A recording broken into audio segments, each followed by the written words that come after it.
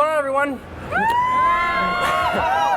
We are checking out the brand new 10.5-inch iPad Pro, and this thing just came out, and it's actually replacing this guy, which is the 9.7-inch iPad Pro that I have right here. So if you have a 9.7-inch iPad Pro, I'm sorry, Apple did you wrong. They've already replaced it, but that's not necessarily a bad thing. There's some really cool stuff to talk about here. So this is the rose gold model. Who's a rose gold fan out there? Anybody?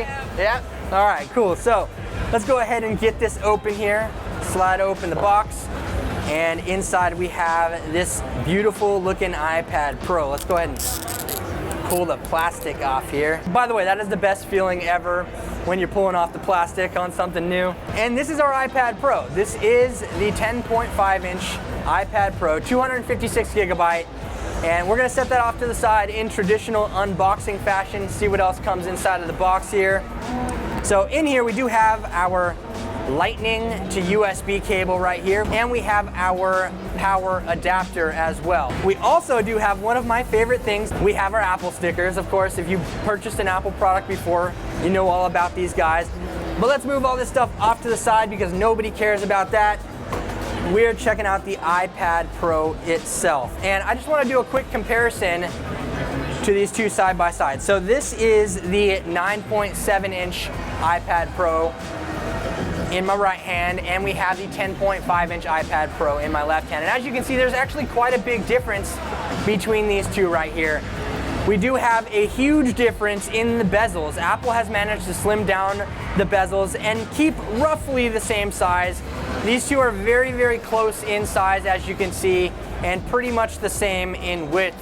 So you have basically the same form factor, but you have a display that's significantly larger, as you can see, with those bezels being slimmed down on the side. Now, one of the most important factors, at least in my opinion, about this new iPad Pro is this display. So the iPad Pro's display, the 10.5-inch iPad Pro display, is now running with a 120 hertz refresh rate. 120 hertz just equals buttery smooth swiping and everything across the board. Now, to put it into perspective for you, the 9.7-inch iPad Pro from last year only features a 60 hertz refresh rate. So you're getting double the buttery smoothness on the display right here for swiping, which is fantastic. And this thing it just feels so fluid. I wish all of you out here could try this. It is a very fluid experience. Now, this is also dynamic with what Apple is calling pure motion. So pure motion is actually going to change the refresh rate based on what's on the display. So if there's more intensive stuff happening on your screen, the refresh rate will adapt to that. Now, along with the iPad Pro here, the 10.5-inch iPad Pro, Apple released a new smart keyboard. So this guy right here is pretty slick. I like this smart keyboard a lot. Now, I don't use an iPad as a laptop replacement. I personally don't think that is possible for what I do, but this thing is cool. So on the bottom here, if you're unfamiliar with the iPad Pro series, we have some little connectors, some little smart connectors right here, 3 little dots. And what that does is it allows you to attach accessories to the bottom of the iPad Pro. So we do have right here, the keyboard has 3 little gold dots on here. You can attach this case, fold that in, that pops on there, and now we have a full keyboard to type on instead of having to use the on-screen keys. Because personally, I'm not a big fan of using on-screen keys on an iPad. It drives me insane. But this little guy is great, so we do have the ability to just freely type on this keyboard, whatever you want to do.